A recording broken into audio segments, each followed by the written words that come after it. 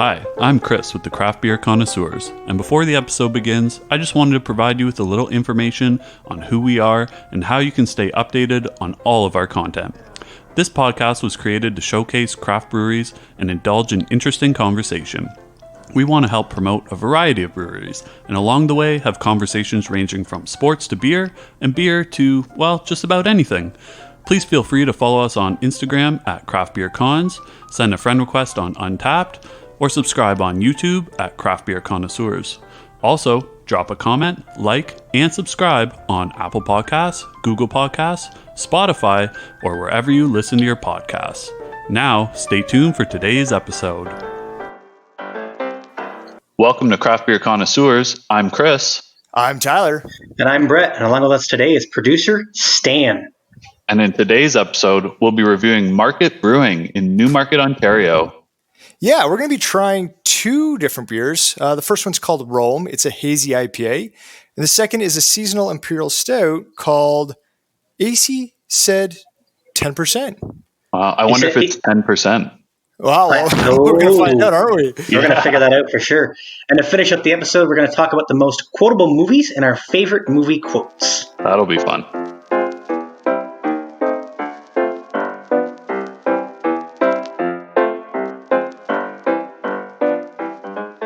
All right, so Market Brewing is located at 17775 Leslie Street, Unit 4 in Newmarket, Ontario, and was founded in 2016.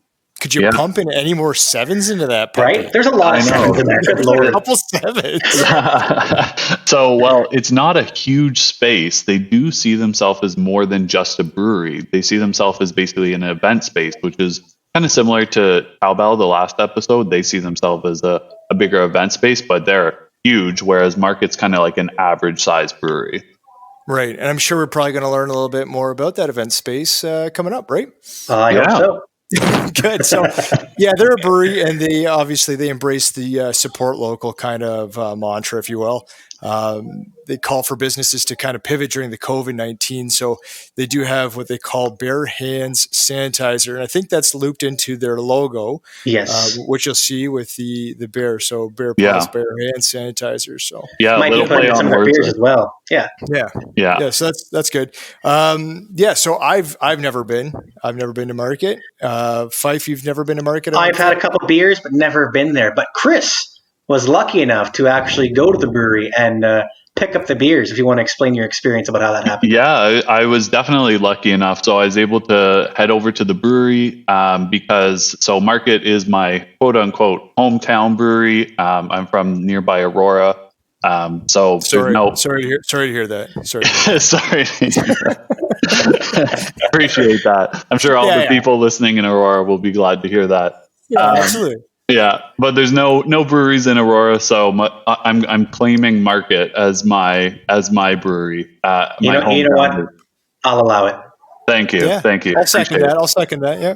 So I did meet with Bill there at Market, and Bill was awesome. Bill talked to me for a little bit, and picked up the beers there. So, like I said, it's not a really big space, but you mentioned the address, Brett. It's very hidden. It's like right beside a dealership. It's kind of behind the building. So they do have a big sign out front on Leslie, which is one of the main streets in Newmarket, but it is a little bit tough to kind of get there. So I'm kind of wondering, like we did Left Field Brewery was our first episode. Again, another Toronto brewery, and its space, it's smaller. I wonder if comparably it's similar in size. I think Market's probably a bit bigger because Bill was saying they could fit like pre-COVID, obviously, like 80 to 90 people in there. So they would probably be bigger. Yeah, probably be bigger. They would do these every Tuesday night was their trivia night, and they do it kind of like league style. So it would be the same people every week. It became kind of like a community and everything like that. So he said, they'd be packing like 80, 90 people in there, and it was a great time.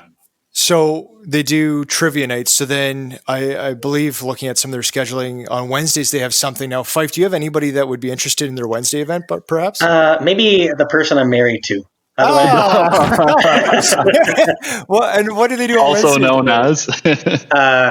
You'll feel it out later in the conversation about favorite movie quotes. How's that sound? Yeah. Okay. Yeah. So on Wednesdays they do have a paint night. Yes. I bring that up as a point of kind of humor because you have mentioned previously that she does enjoy paint nights. The paint night, yeah. She does enjoy a lot of things. You're right. All right. You want to know something else? You want to know something else that she enjoyed?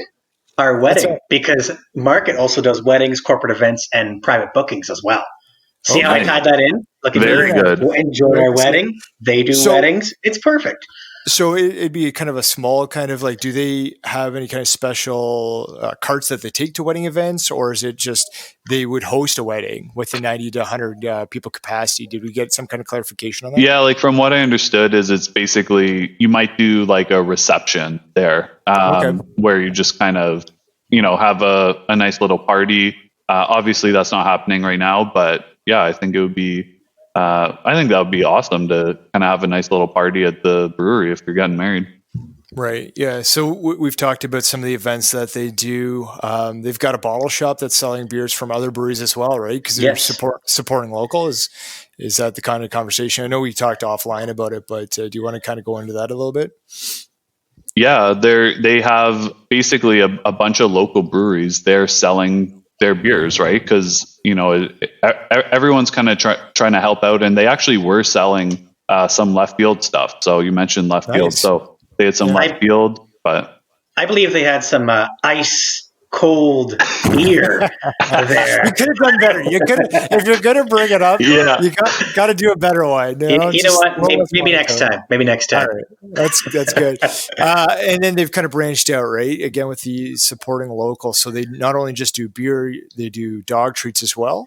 Yes. So they've done dog treats from Juno Hole Pet Foods, and they've actually partnered with them for a special beer. So they have a beer called Squad Goals, which is a light lagered ale. And actually 25 cents from each can sold goes to the SPCA. Wow. Nice. All right. So again, we see another craft brewery in Ontario that has a special cause with their beer sales. So it's another reason to drink responsibly, but get out there and have a beer, right? So we saw that obviously with Cowbell in our last episode with the hospitals, the children's hospital. Sorry. Yeah. So another great cause that Market's doing here. So love to see that. And there also some kind of local items that they're selling in the brewery is coffee from a local place called My Indie Coffee, as well as frozen food from Wickedly Sinful. So in speaking with Bill, what he said was they're a food truck that would show up in the summer when they had, when they had a huge patio. So they have a big green space behind the brewery. And basically what they did is they just, it was like bring your own patio chair, chairs to sit in. And they had a bunch of picnic tables. And so they would have the food truck there, but it was such a hit that basically they've gotten packaged frozen food from them and they're selling that at the brewery. So awesome. Wow. That sounds like a good time. Yeah. It's nice that they have that. And then the Christmas market, right, is huge in Toronto, right? And different events that they have there. So, Brett, do you want to touch base on some of that stuff? Yeah. So it looks like they have about 20 to 25 vendors, all local businesses. Admission was by a donation to a local food pantry, or $5 if you didn't have, a canned food item or anything like that on you. They actually raised 1,186 pounds of food, and raised $645 throughout for the month of November. Pretty sweet. That is a ton of food. 1,100, almost 1,200 pounds of food. That's like 6 of me. Yeah. I was going to say that's probably like what, 1/4 of the food that you'll go through in the year 5. Is that about right? Close. Okay. I'd love to see it. I go through more liters of beer than pounds of food. Oh, you got to get your calories somewhere. Yeah. No, it's good to see that they are really focused on supporting the community in different areas too, right? So you have different traditional ways of raising just straight cash money, but then also the donations to the pets and whatnot. Yes. So very diversified in their philanthropy. Oh my gosh. Man, English is a hard language for you, eh? We haven't even got the beers in the philanthropic causes, right? So here, Tyler, give it another shot. Go ahead. Say the word. I didn't hear it. Well, that's because you have trouble hearing. Very Philanthropic, true. Brett. Philanthropic. You probably didn't hear it again because you're talking. So, so there we go. We have a great setup by them. They're not only just doing beers, but they're helping the community out. And of course, they're also on all social media platforms, including Instagram. We'll tag pictures of beers that we've had, etc., in our social media. Yeah, watch out for those. And right now, we're going to taste these beers.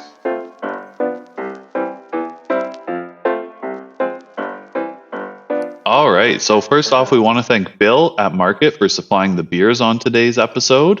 Thank you, Bill. Thank you, Bill, very much. And thanks for that. talking with me. The first beer we're going to have is Rome, which is a hazy IPA. It comes in at 6.5 ABV and 25 IBU.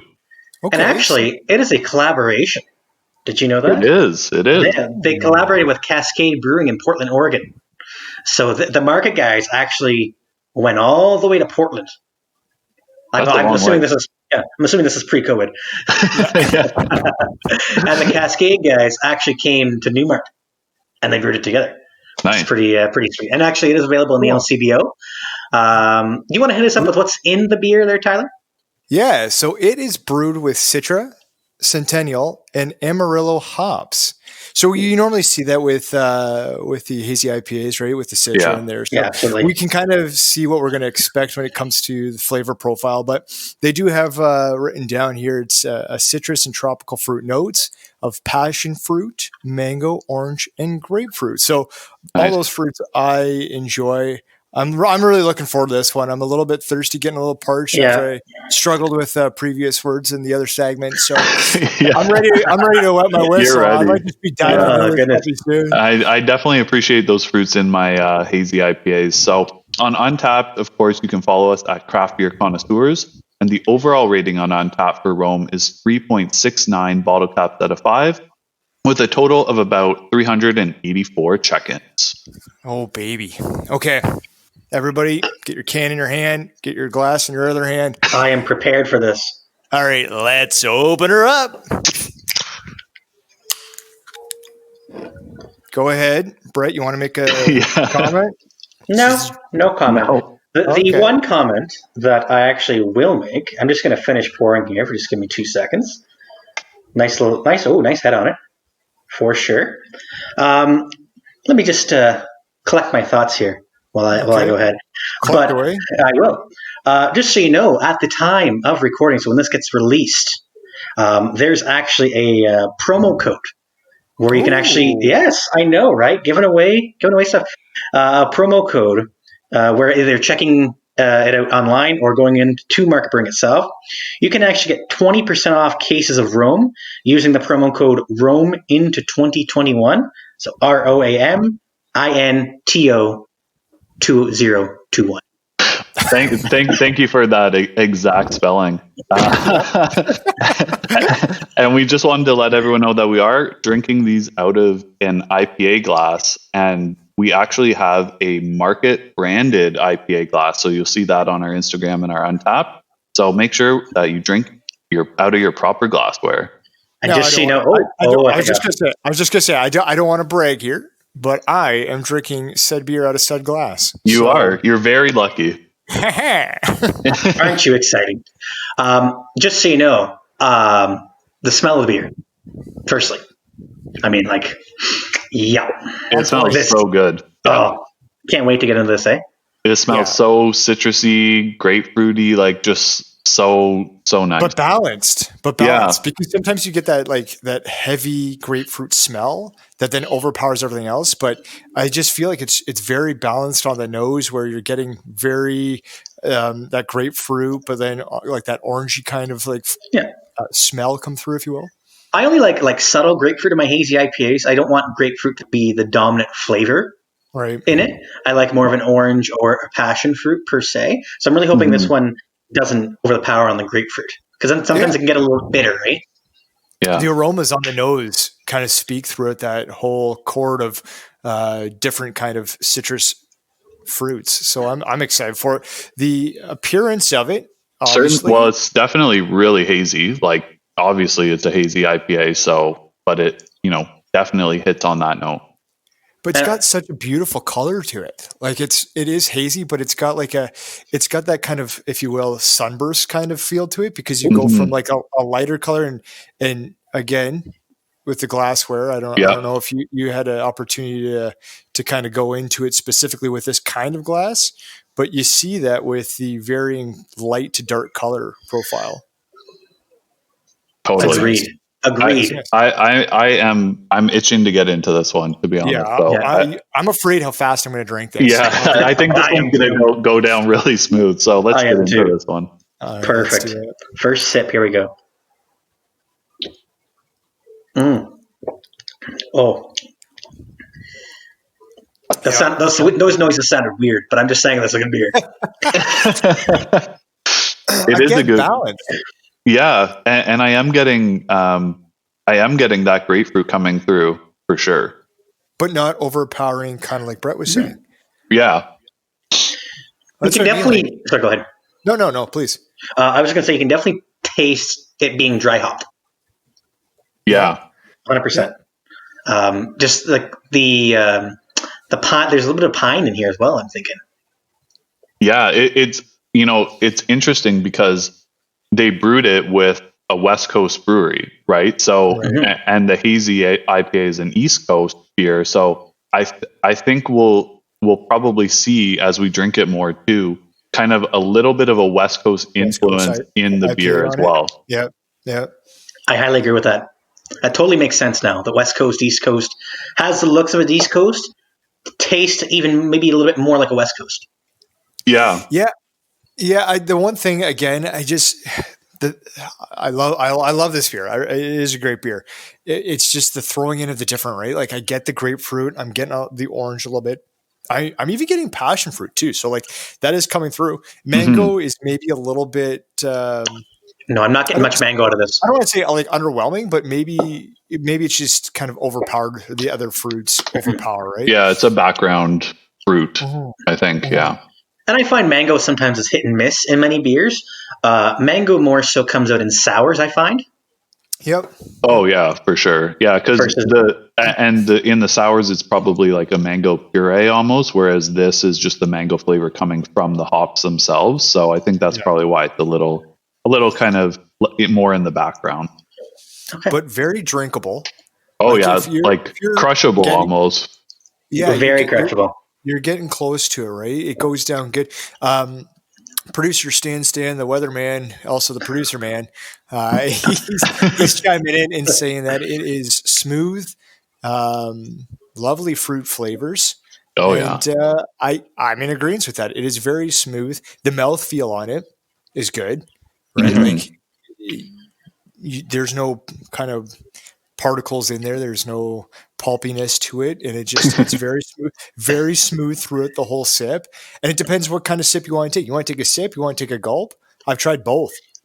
Ooh. I highly recommend both. I'm just going to go to my specialty here, if you don't mind, for a second, in terms of looking at the can. All right. First things first. Always looking at cans. Always looking at cans, right? Amazing the pun that you just did there. Anyway, I don't know if you've actually seen the Market Brewing logo. Well, hopefully our listeners have, if they're following. Yes, because it is absolutely sick with the bear on it. Mm-hmm. Yeah, it's a really nice logo. It's so simple, right? Like it's very simple. It's so clean. Yeah, I definitely agree. I wish I would have. I wish I would have asked Bill kind of like what the genesis is of the logo, because it is just a really cool logo. Mm-hmm. Maybe we can ask on our Instagram and put it out there and see if we can get a response, and maybe they can give us a little story. Yeah, that'd be good. Well, going this way. Go ahead. I'm just. I keep cutting people off. I think we've kind of already, without maybe purposely doing it, hit on all the top 5 flavor profiles of this beer on Untapped. So we have. Fife wanted to finish the can. I just wanted to say at the bottom, it's got a nice, like little scenic of a little house and a mountain. Yep, and it's like someone's roaming. It does have the amazing. Artwork. It does have the artwork on there with the artist, right? So we'll post that into our social media. The artwork by IMSA D official. So I'm sad. I'm sad.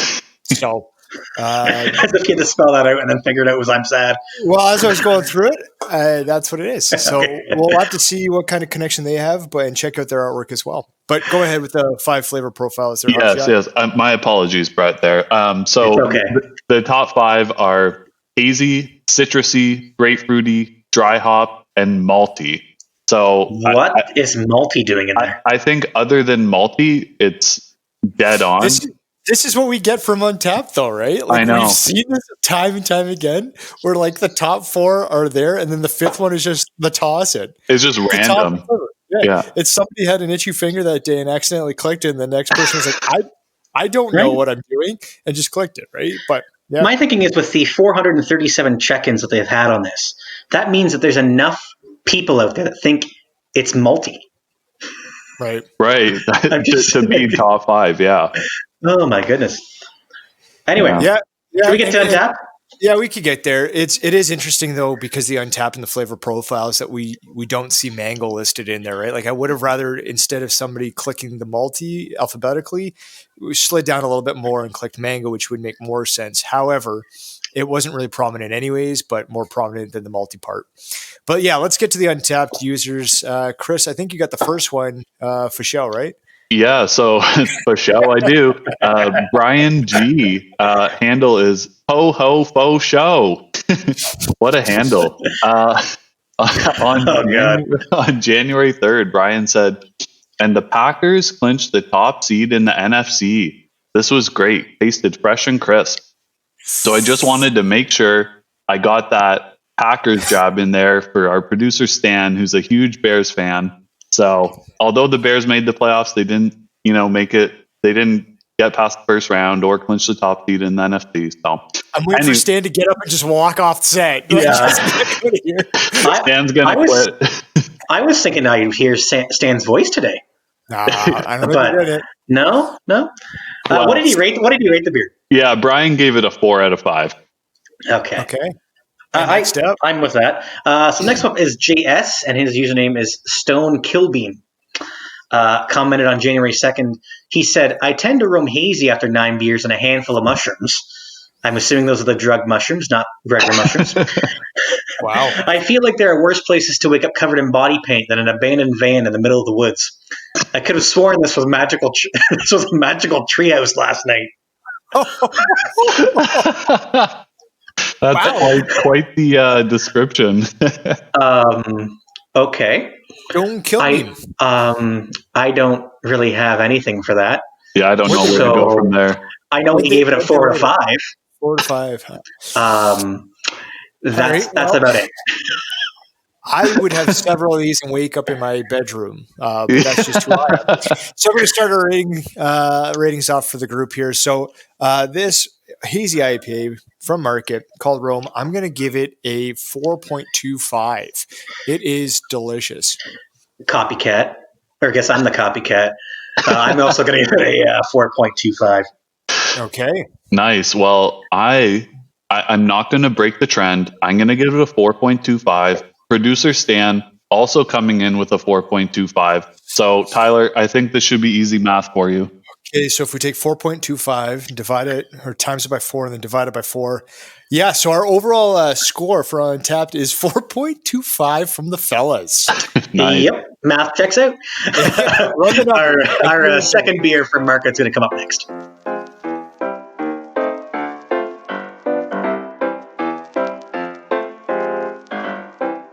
All right, we're back. So the second beer we're having is Acey Said 10%. It is a chocolate orange Imperial Stout. It's got an ABV of 10%, which really? I think 10%? Yeah. Well, that answers my question from earlier. So I don't think it's a coincidence, fellas. No. And it also is a 30 IBU. So yeah, 10%, okay. baby. So it's labeled as dangerously smooth. That sometimes gets me into trouble. When he says dangerously smooth. Yeah, that was my nickname in high school, I think. Ask nobody, but just trust me. No, I won't ask anybody on that one. And it has chocolate malts, which gives it a decadent dark malt presence throughout. All right. Okay. And it also has some candied orange peel and rich chocolate note, which lead to an orange liqueur finish. So that'll be interesting. And on Untapped, it has a rating of 3.68 as an average with only 20 check-ins. So not a lot of people have had this beer, but it's pretty new. So maybe that'll go up. It makes a special. It does make a special. There you go. Oh my goodness. Too many jokes the whole time. All right. Let's arm ourselves with a can in one hand, glass in the other hand, and let's open her up. I'm trying not to get sprayed in the face. Like me with the don't pull a one Brett. beer and Radical Road. I just think that getting a stout in the eye would not be a good idea. No. I don't think getting any beer in the eye is a good idea. That's fair. Beer is meant to go in your mouth, not in your eye. So as we pour this beer here, just want to let all of our listeners know that we are drinking out of a Nonic pint today. So you can definitely drink your big fun Imperial Stout out of a Nonic pint, a chalice, or a snifter. Make sure to use your proper glassware when you're drinking your 10% or more stouts. And Chris, again, you are big on the glassware, right? That is my thing for sure. We might almost maybe talk about that a little bit more. Maybe next week. You may have to tune in for a producer special featuring glassware next week. Then this is where we find out if you're really psychotic or not. I love it. It will be decided. Perfect. What are the scents you guys are getting out of this so far? Well, okay. I just finished my pour here, so let's. I'm getting a lot of malt, kind of like a kind of standard roasted malt that you might see in a stout. Yes, I definitely agree with that. It's almost like the chocolate, like it's almost like roasted chocolate, which is I don't think you can roast chocolate, but it almost kind of smells like that. You could do anything. You could smoke it. You can eat it. Do what you want. I don't get a ton of chocolate, and on the nose at least, I get absolutely no orange. No, I don't get an orange at all. Don't get any orange liqueur. I was hoping when I was hearing that we were going to get a chocolate orange Imperial Stout, it was going to be like Terry's chocolate orange. That's exactly what I was thinking. So I was going to say the exact same thing because I'm sitting here and I got one literally right in front of me. I'm like, I kind of hope it's like that, but I don't think it's going to have that overpowering orange. It's going to be offset with more of that coffee, possible like chocolate flavor, right? Yeah. And it said about having candied orange peel in it, and I always find it difficult when brewers try to mix in orange peels with like a stout or an Imperial Stout. It never really gets to the full balance of what the flavor they're trying to promote. Yeah. No, we'll see with the flavor. Yeah, absolutely. I get a little bit of that orange kind of like on the nose too. Like I'm not getting like it's not overpowering, but it does. Maybe it's like that zesty kind of. If you were going to zest like an orange, you do kind of get like kind of that rind kind of smell. But it's not overpowering because you do have that large. Kind of overpowering coffee kind of smell to it. My other question for you guys, is have you ever had orange liqueur? Yeah. I mean, probably, but I can't remember exactly having it. Like, that's one of those things I don't seek out in the LCBO or anywhere else, is orange liqueur. No. So I'm really interested to see how orange liqueur tastes within a Imperial Stout. Yeah. All right. Well, I don't think we can go through what it looks like as well. Looks like every other stout for the most part. You can't see anything through it. You mean it's not hazy? No. It's not hazy. It's not lazy. If by hazy you mean opaque, then yes, it's hazy. Exactly. I guess. I don't have like a lingering head on it. My head went away pretty quick on it. Yeah. It looks like a stout. And I think we should probably dip our tongues into it and see what we get. Let's get into it. Let's do it.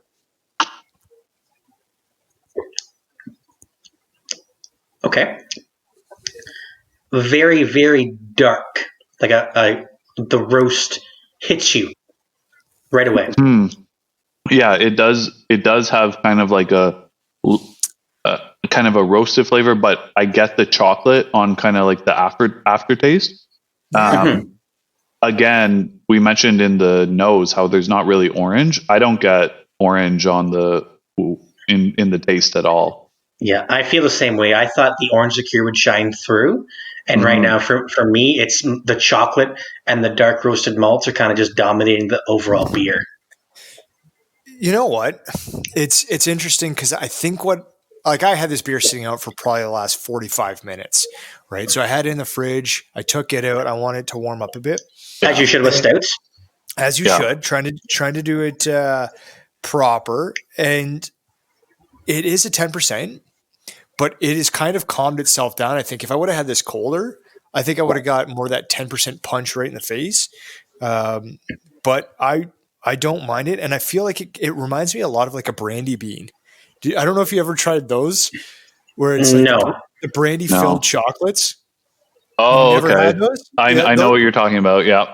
Yeah. So like that's kind of what I'm getting with it is like it's a kind of like a brandy bean kind of like brandy filled chocolate kind of like flavor, and that's the mix between the chocolate and the alcohol feel, and maybe that orange is kind of coming on the back end as it sits. Yeah. I have no idea what those chocolates are. I have absolutely no idea. You're really missing out, man. I'm telling you. Apparently, I've never drank brandy in my life. Okay. So I like your point, Tyler, about the the liquor isn't like the alcohol isn't hitting you, right? And they said that it's dangerously smooth for a 10%. Like I agree, it's not hitting me hard with the alcohol. Some stouts you get, it's like, whoa, when we had, I know it's different, but the Belgian quad from Calbel, we know that alcohol hit us so hard, but this one hit me like a freaking train. You're right. You were out of it. It slapped. You even got a Brett Pfeiffer beer slap on that. It did slap. But for a 10%, like this certainly doesn't hit me that hard. Now, I'm not going to say that I would, crush this beer in a few minutes like I could with the Rome. This is certainly a sipper, but definitely not the alcohol content initially that I was kind of expecting. Now, here's the thing. Would you have more than one of these in one night? I wouldn't see a purpose myself. I think, you know what, I'd probably have one and mellow out with it and let it just do its thing. This would kind of be like my nightcap and just be done with it. But that's just me, Chris. Yeah, go ahead, Chris. Yeah, I agree. Like either, we'll see once we kind of get through it, whether the 10% actually is hitting me. Maybe this is just a one beer a night beer, but I probably wouldn't have another one. No. Yeah, and I think kind of along your point, Brett, is like when would we have this? And we've talked about having stouts and by a fire or like the winter or whatnot. Mm-hmm. This is definitely like sit in, watch a movie, and have one of these.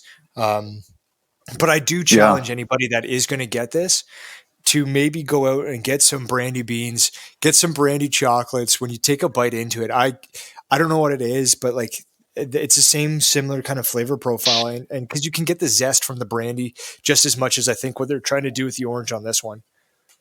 So to your point, Tyler, about watching a movie, we haven't really mentioned where this name comes from this beer. So it's called Acey Said 10%. This is a quote from Home Alone. So it's the movie that Kevin McAllister watches. Inside the movie. What's that? Movie inside a movie. Inside the movie, yes. Yeah. When the pizza delivery's coming. Exactly. He said Acey said 10%. So it's and the can. I know, Brett, you kind of like the look of the can, but kind of got. I'll take this one. Yeah, take it. No, I'll let you take this one. Oh, you'll let me take it? All right. Yeah. So it's kind of like a shadowy figure.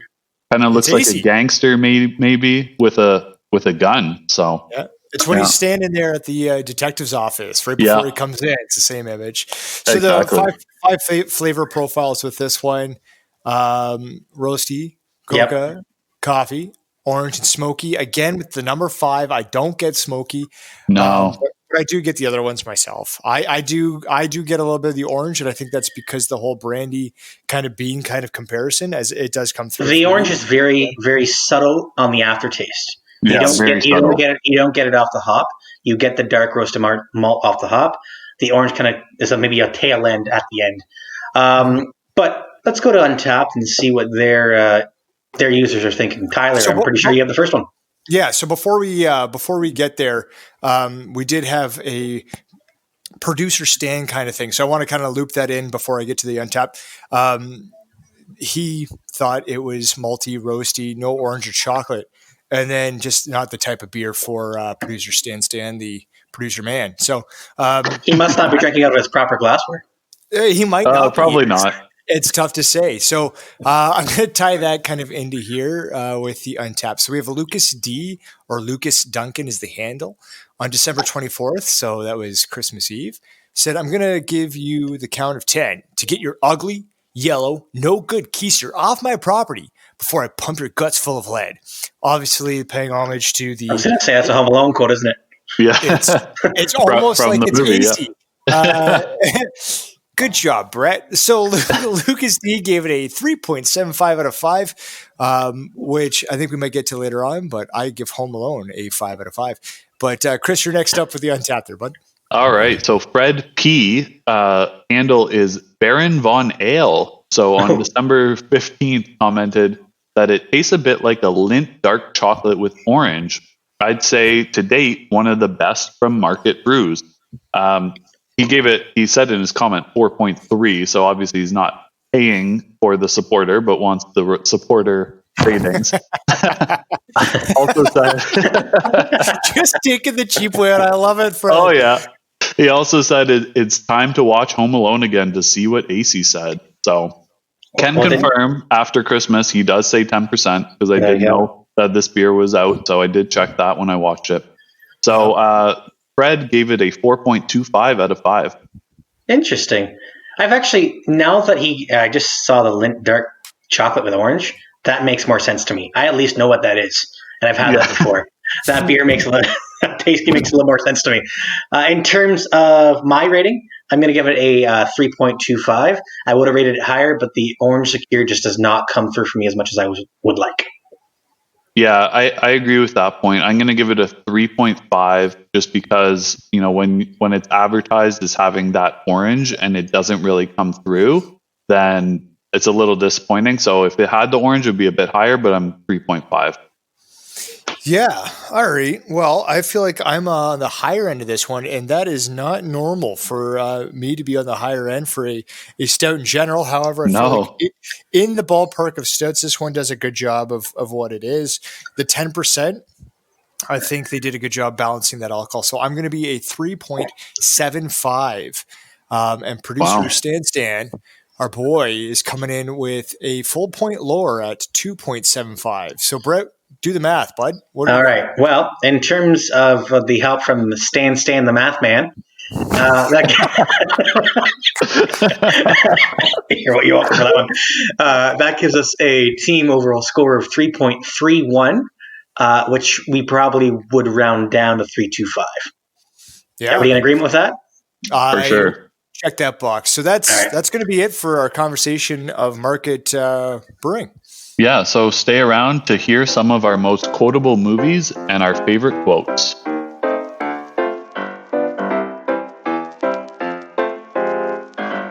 All right, so because of the title of Market's Imperial Stout, Acey Said 10%, it inspired us to talk about what we think are the most quotable movies and what our favorite quotes from those movies are. All right. Right on. That spans many movies. That's like an individual quote. So, hit them all, exactly. I don't know who wants to throw it out first. What's your favorite quotable movie? Well, I think what we'll do is we'll knock it out with producer Stan, the math man, the producer man. The man is a man of all man. What about the movie man? Is he the movie man? Is he the quote man? He's the quote of the movie man. So getting some of the information feedback from producer Stan, big sports guy. So not only does it span just movies, but his biggest quotes come from actual sporting events, right? So we talked about the Chicago Bears earlier on and his fascination with an underwhelming team. And part of that is, the Bears. And the thing is it's beautiful because you can handcuff the kid because he can't say anything. You can't say anything, yeah. So it's all right. I mean, I'm also a Pats fan. And he's walking out literally as we speak. They didn't make playoffs, but big sports guy, and he's good at those quotes. So that kind of transitions into the types of movies. So when we look at remember the Titans and Sandlot, right? Like those are very quotable, especially Sandlot, speaking Fife, I'm sure the same way with the baseball connection. Absolutely. One other one that was impactful was Coach Carter. And so one of the quotes from Coach Carter, our deepest fear is not that we are inadequate. Our deepest fear is that we are powerful beyond measure. It is our light, not our darkness, that most frightens us. So again, I think this kind of speaks to producer Stan. It's one of those impactful kind of statements. And that's the beautiful thing about movies is you can get different kinds of quotes for movies. So we have something along the lines of that's more dramatic and impactful. And that carries forward when you look at Herb Brooks and his kind of speech, right, with Miracle, right? So it's the same sort of thing. That's where producer Stan comes from, is more of that serious kind of sports dramatic kind of side of things. Brett, Chris, what do you got? Well, I'll come in first. Not everybody at once. Take your time, please. Relax.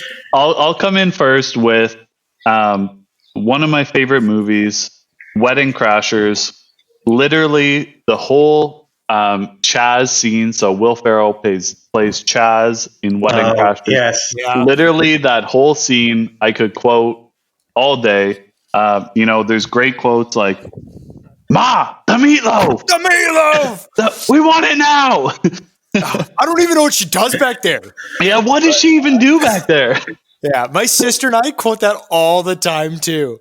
I love it. It's like I think if you actually watch it, it's about maybe 10 minutes of a 2-hour long movie, but it's probably the best part of the entire movie. It's so quotable. I love that. It kills me every time. There's a dark point in my life that I would not probably put out of my realm of understandability that I would probably pick up somebody at a funeral. But anyways, go ahead. Yeah, because, the dude died from a hang gliding accident. Oh, I'm dead. I love it. What else you got? Fire me up another one. All right. How about one of my all-time favorites, maybe my favorite movie of all time, Superbad. Super good. It's absolutely amazing. Literally, I use this quote in my everyday life. If I cook dinner and then I clean the dishes, I cook and clean. I'm like a single mother. So I'm going to run off a little tangent here, but this is probably one of the biggest connections to Chris and myself is Superbad. It's something we quote all the time. There's hidden little Easter eggs in there. There's 2 weeks left of school, and yet there's a guy, if you watch it, he does not understand what his combo lock is. There's 2 weeks, bro. Where the hell have you been? You've been putting the same locker combination in a goddamn lock the whole time, and you're still like, oh, I don't know what it is. And only you could have pointed that out because I it's kind of in the background. I never saw it. You pointed it out to me one time, and now I can't miss it every time I watch it. You know what? You guys have inspired me to watch that movie. I haven't seen it in maybe 5 to 6 years. I need to get on it. Annual watch. In terms of my most quoted movies that I quote pretty much every day, number one, as you can probably tell if you listen back to previous episodes, might be Borat. No way. Very nice. My life. I always the funniest one I always say is that when I sit down sometimes, just randomly, oh well, king of the castle. I have a chair. I love it. I do that with Lennon, my daughter too, all the time. Oh god! And then the other one obviously is Anchorman, because Anchorman is my favorite movie. So especially during the scene where where they have the big fight scene with Ben Stiller showing up and everybody else, right? Yeah. Oh, that reminds me of that too. So they go back. Dodgeball. Yes, dodgeball. Sorry. So they go Yeah. back. They go back to the office, and Brooke's like, "Yeah, I stabbed the man in the heart." And Ron's like, "I saw that, bro. Brick killed a guy. Did you throw a trident?" And he literally threw like a trident. And then Ron Burgundy, who's Will Ferrell's character, is like, "Brick, I've been meaning to talk to you about this. You should probably find a safe house relatively nearby. You probably want to lay low for a while because you're probably wanted for murder." So I think there's a commonality. Comedy movies obviously are very quotable. Absolutely. I have on my list Step Brothers. Will Ferrell again. He's just a genius when it comes to it, and it's a love-hate kind of thing with him, I think. But I love it. Another, I think, kind of like going back a little bit in time, when you actually see when the movies were put out, it's going to shock you if you're feeling a little bit older. Is Austin Powers. It doesn't matter which one you watch, but like honestly, who throws a shoe? like it's just like so iconic. And then every and any Adam Sandler movie, like you've got Happy Gilmore, right? Like, and the thing with it is our baseball wrong, team, bitch. Yeah, and that's just it. Our baseball team does the exact same thing. Like I don't know what it is about our ball team, but we'll be in the outfield and we'll just be quoting movies, like waiting for a ball to get hit to us, picking dandelions and quote movies all day. And Dumb and Dumber, I could spend 20 minutes on Dumb and Dumber, cult classic. Oh, it's amazing. Like Dumb and Dumber is one of those movies you turn it on and then. It's like you are in the movie and you're speaking all the lines. Like even if you haven't watched it for years, you just know all the lines. Like I feel like Brett could get a briefcase and look at it and say Samsonite and automatically think that it is for that individual with the last name Samsonite. Like, I feel like I'm living this. You want to know the problem though? One of the problems. Too bad the sequel was absolute horseshit. It could have been better. It could have been better. Every time they try to duplicate it with the sequel, it never ends up being as good. But anyway, we should probably wrap this up, shouldn't we? Yeah, let us know what you like. What's your favorite quotable moment in a movie? We'll probably put this on our social media and maybe we'll do a bit of a poll, maybe a questionnaire and see what we can get back. We'll share it. We love it. Thanks for listening. We're going to come back with our farewell. Thanks, everybody.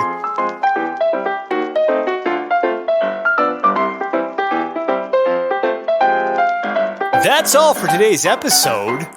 Thanks again for listening. Keep on listening every other Thursday for our main episodes and the alternating Thursdays for our producer specials. So just so you guys know, that's every Thursday we are releasing new content. Just FYI for everybody out there. But please make sure you tell your friends, family, and your favorite Will character, because stay classy, San Diego. So from all of us and producer Stan, I'm Tyler. I'm Brett. And I'm Chris. And together, we're the Craft Beer Connoisseurs.